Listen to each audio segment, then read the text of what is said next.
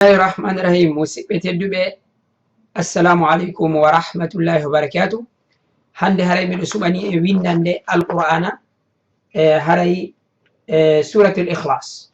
Haray noon miɗo wasi on ɗaɓɓugol mushafu tajwid on haray hiɗo weli jangirgol nder ton hino nunina. Haray noon fi wata en tongo hiɗo wawi jangude ikhlas. أعوذ بالله من الشيطان الرجيم. بسم الله الرحمن الرحيم. قل هو الله أحد الله الصمد لم يلد ولم يولد ولم يكن له كفوا أحد. Joni fensitoɗen ko janguɗen ko mi jangi bismillahi, mi innali bismillahi, so wattila feno mi jangata ka fuɗɗode mi inni qul huwa allahu. koye ɗum sendidirta ɗiɗo janginji haray no raɓɓiɗi. Ismul jalala on ɗum ko konngol Allah. Si tawi harfere attinde ngolɗo konngol ko leyde masiri kasra hara ko poccal leyi haray laamu on ko yo sewne. Ko ɗum waɗi si janganɗen bismillahi se wattila ko mimu atti inde Allah nden ɗon Allahu on. Mimu on noon ko ley o masiri poccal leyi kasra. Ko ɗum haray sellata wigol ɗon bismillahi ko bismillahi. Haray ko ñawore goɗɗo konngol Allahu on ko ni wonirta. Si tawi ko poccal dow attimo fatha ma tural damma haray ko loppinteɗo ko Allah. Si tawi ko masal ley poccal ley kasra haray ko sewneteɗo. Haray kowal attotako mo nde wonno laamu on ko kowal. Haray si goɗɗum attike mo alif on ɗon jangitake. Haray si goɗɗum attaki mo haray alif on jangite en inne Allah. Se watila ko bismillahi alif on en nanari inde hito makko. Ko ɗum noon si tawi goɗɗum attaki mo hara ko Allahu on tun koya loppin haray hande kadi alif on ɗon o jangite Allah. Ko ɗum innanoyten Allahu samad, Allahu samad. Haray koye innu ka qur'ana kala ka bisminete ko bismillahi hara intaki bismillahi hara koye wattan ɗum yilla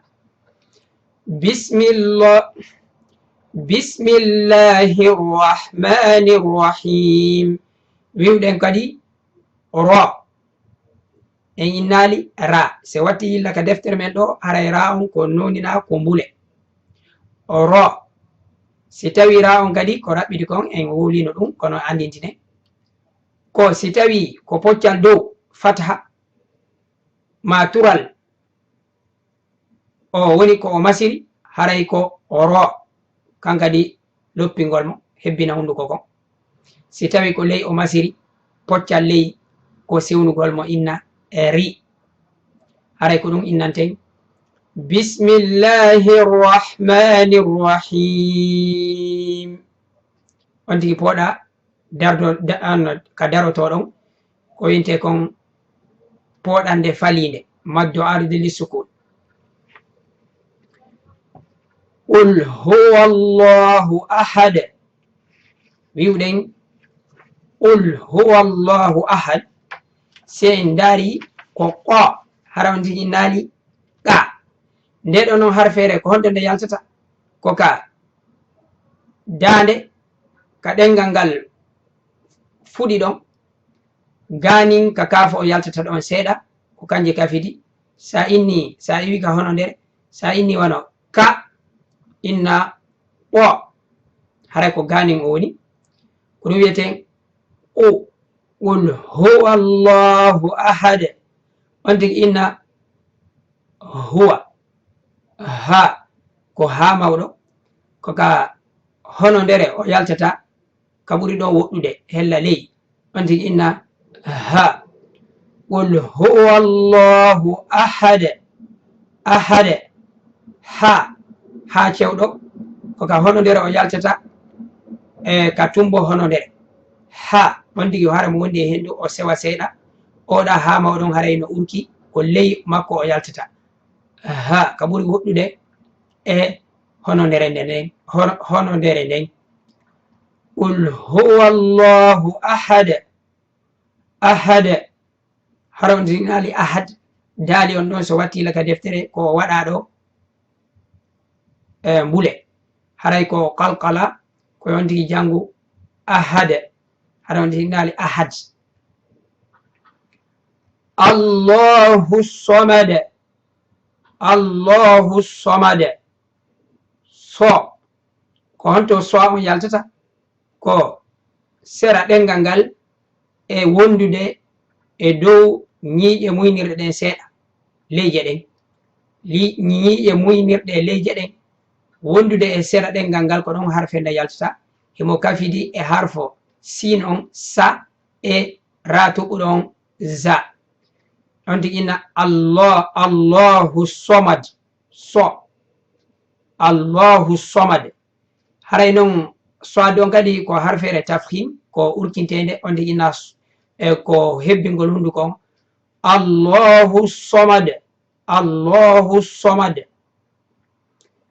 lam yalid wa lam yulad lam yalid wa lam yulad hara on tigi jangali lam yalid hara on tigi jangali kadi lam yalidi lam yalid wa lam yulad janga mo qalqala fanɗinaɗo ko ɓenta qalqala to sowra si tawi ka tumbo a janɗintamo ko a sewna a fanɗinaymo lam yalid wa lam yulad so on dari lam yalid wa lam yulad sakkitoro on no tiiɗi ɓuri tumbojo. walam yakun lahu kufuwan ahad walam yakun lahu so watti illa nununo ɗon marɗo kowal kono a jangatamo ko wiyete kon idgham moɗugol moɗamo ka laamu hara a jangalimo sa dari ka deftere may himo waɗa ndondi noon ko wondema ko batte on no ɗon batte leggal ngal kono haray kangal cikil ngal ala ɗo en no wonno ngal sumi joni noon nde wonno nuno on kadi nadama ka laamu o winda kono noon haray o jangitake. walam yakun lahu haray nañumcagol kadi walam yakun lahu kufuwan haranti naali kufuwan kufu masa tural mi watti illa yimɓe ɓuyi ko jangata ɗo ko kufuwan ahad kufuwan ahad walam yakun lahu kufuwan ahad haray ko ɗum ɗon woduno ko andintinten haray andintinen kadi wondema ko warsh ko hafs wonɗen e jangude hina warsh kono ɗiɗiɗi noon hiɗi selli kono mo kala majji kanji ɗiɗi jangiji ɗin haray no mari ñawore e haray ko hafs wonɗen e jangirde ko ɗum noon haray ko yonti wattan yilla no wonɗen noon jangirde. haray mi jangito a'udhu billahi minash shaytanir rajim bismillahir rahmanir rahim qul huwa allahu ahad allahu samad lam yalid wa lam yulad wa lam yakun lahu kufuwan ahad. mi janga jokkitoɗo mi de'ita a'udhu billahi minash shaytanir rajim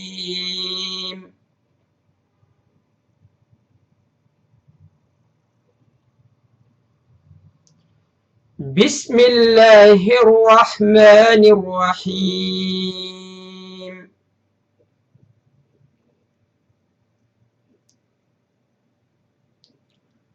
qul huwa allahu ahad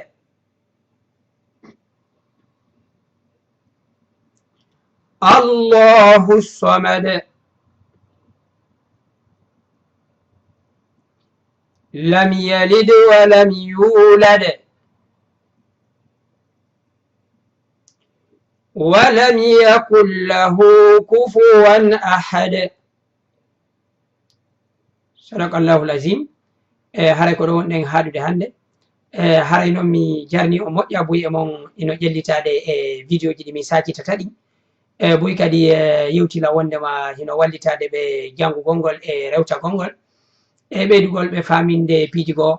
haray ko ɗum ɗo woni faminde golle ɗen hina goɗɗungo koye en fof en mo kala men yo sottan ɗum e wawuɓe ɓen wallito ɓe wawa ɓen en fof heɓen baraji ka Allah. kala nelaɗo sallllahu alayhi wa sallam maki kala wonɗo e janngude alqur'ana hara hino sattanimo himo mari baraji ɗiɗi. baraji ko o woni kon janngude ɗimmo ɗum e baraji ko woni kon hino satti ko uttu ettene to kon hara hino satti hara mo mari baraji ɗiɗi. wonande noon jannguɗo hara himo fera hino newanimo himo wondi e malaikaɓe ɓurɓe ɓen e teddude e ɓurɓe ɓen ɗiggude ka Allah. hara yo Allah waɗiduno e maɓɓe e haray miɗon toro on wawgol sakitugol e nelaɗo sallllahu alayhi wa sallam maki addallu alal khayri ka fa'ilihi. haray tindinɗo e moƴƴere kawodi sakituɗo moƴƴere haray himo wayi waw golluɗo e ma sincuɗo. haray miɗo salmina on yo Allah wawnin alqur'ana on. wassalamu aleykum wa rahmatullahi wa barakatuh.